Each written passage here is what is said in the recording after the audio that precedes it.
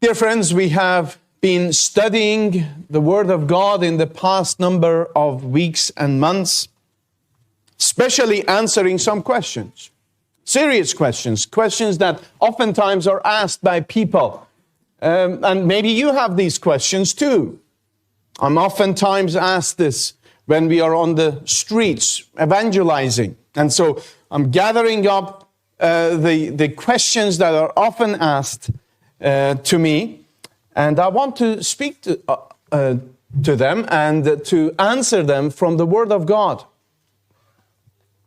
And the subject this morning, no doubt, as you have seen from this passage from Luke 16, is the subject of what happens after death. What comes after death? There is so much confusion about it. And it is a very difficult subject to speak on. And if you've had a loved one who's died and a loved one who's passed on in the past few weeks or months, or someone who is close to death, then please, I pray that when I'm speaking, that I might speak in love and concern and consideration. Because you see, I suppose everyone wants to go to heaven.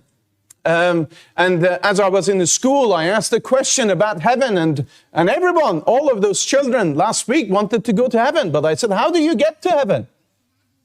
There's a lady in the open air in Cheltenham High Street on Thursday, and she said, when I die, I go to heaven. I said, well, how will you get there? What's the way to heaven? She said, I have no idea.